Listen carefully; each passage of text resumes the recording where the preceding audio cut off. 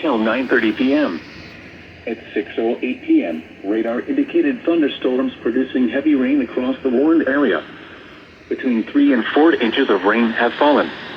Additional rainfall amounts of 0.5 to 1 inch are possible. Flash flooding is ongoing or expected to begin shortly. Hazard: life-threatening flash flooding. Thunderstorms producing flash flooding. Source: radar.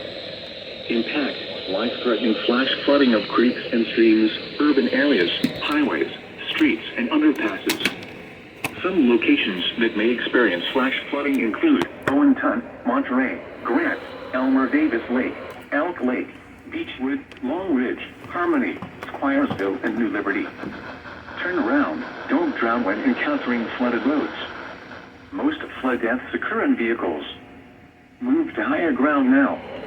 Act quickly to protect your life. Stay away or be swept away. River banks and culverts can become unstable and unsafe.